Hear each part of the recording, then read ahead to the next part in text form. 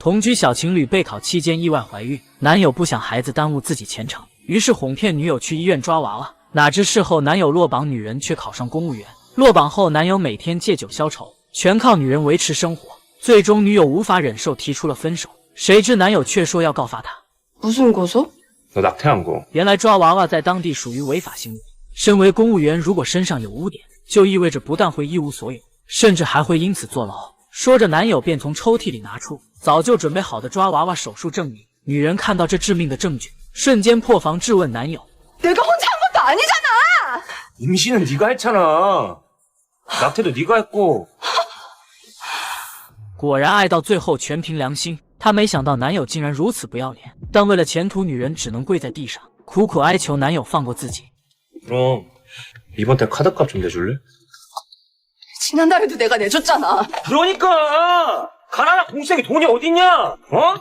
很显然，女人彻底沦为了男友的提款机。为了彻底摆脱人渣男友，在某天中午，女人趁男友熟睡之时，用铁锤狠狠砸向了男友的脑袋。时间不知过了多久，她从杀人的恍惚中醒了过来。美英自知此事已经无法挽回，于是她开始上网搜索如何伪造密室杀人和解剖人体。等按照方法将骨肉分离后，然后利用马桶将尸块冲进下水道。本以为事情就这么天衣无缝的解决了，哪知不久后，警员小帅就低价租下了这间房子。在他搬进来之前，朋友将一份资料递给了小帅，并告诉他这个房子曾经发生过命案。当时监控拍到租客回家后，家里就莫名其妙的发生了火灾，但现场并未发现租客的尸体。即使警方翻遍了周围所有的监控，始终都没找到男人的下落。由于查不出起火原因以及作案痕迹，最后只能认定为失踪草草结案。因此这间房子才会以极低的价格出租，并且房子一到半夜就会发出奇怪的声响。可小帅偏偏不信邪，当晚就裹上睡袋睡在了屋子中间。可还不等他睡着，就听到屋内传来异响。等他起身时，声音又莫名消失了。再次躺下，声音又传了出来。这次警员小帅确定声音就是从卫生间传出的。他壮着胆子推门查看，里面却什么都没有。就在小帅准备继续睡觉时，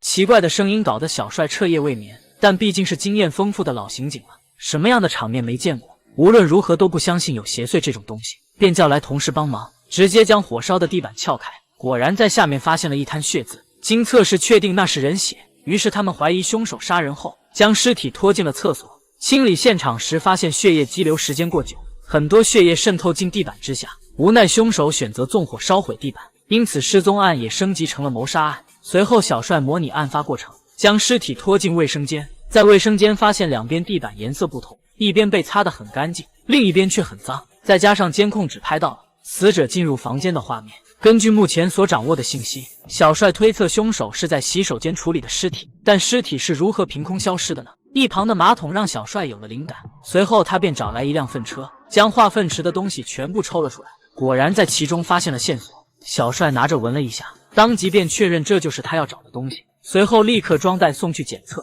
虽然检测结果确实是人体组织，但由于浸泡时间过久，无法匹配 DNA。就在这时，小帅发现死者女友的问询笔录十分可疑，回答问题时总是会刻意的避重就轻，像是在隐瞒些什么。经调查，受害者失踪前1个月，两人就已经分手了，而且家里的水电都是停用状态。